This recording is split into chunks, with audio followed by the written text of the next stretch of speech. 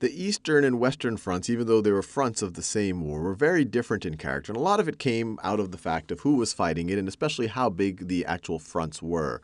So the Western Front, which was generally this region right over here, was a much smaller front than the Eastern Front. The Eastern Front was essentially this entire region right over there. And because of that, trench warfare did not become as major of a factor on the Eastern Front. In fact, it was fairly useless on the Eastern Front. If you imagine trying to dig a bunch of trenches, so if you try to dig a bunch of trenches, trenches are a huge advantage for the defending army as long as you can block off the entire region with trenches.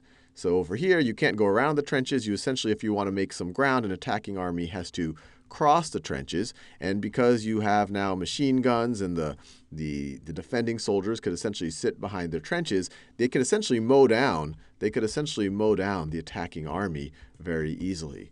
And that's what caused the Western Front, especially after the Schlieffen Plan was not able to be executed on as quickly as possible, it turned into just a stalemate. So you just had a stalemate, a hugely defensive stalemate, because both parties had their trenches. It was hugely advantageous for the defending side. On the Eastern Front, you had this huge front. It was very hard to, they didn't have enough people to dig trenches across this entire front. And so you can imagine if you tried to dig a trench, but you weren't able to cover the entire front, then the attacking army doesn't have to storm your trench. They don't have to do that anymore. They could just go around your trench.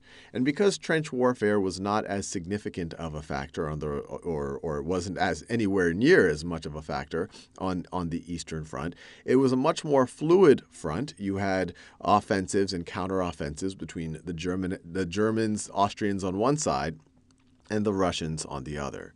Now, the other factor, and this was mainly with Russia as a variable, the other factor was just what was going on in Russia. So Russia had several things going for it. The main thing is it had a huge army. It had a huge standing army even before the war, and it was able to amass even more.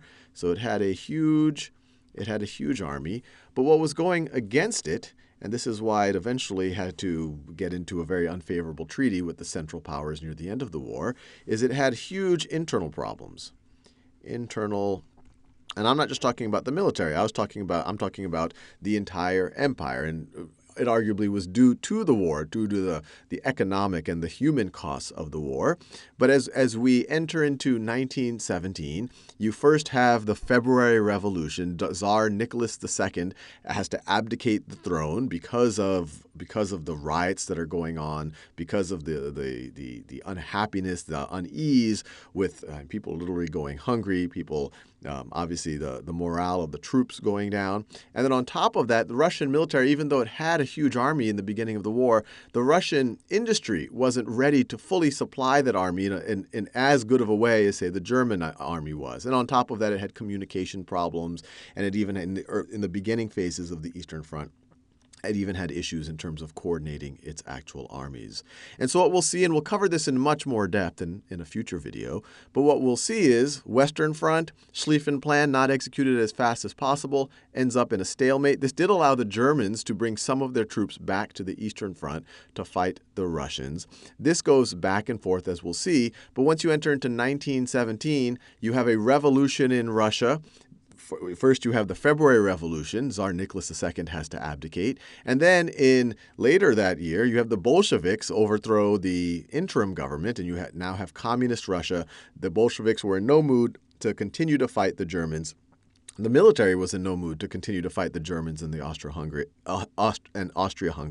and so they essentially get into a treaty with them and kind of take themselves out of the war. So we'll cover that in a little bit more detail in a future video.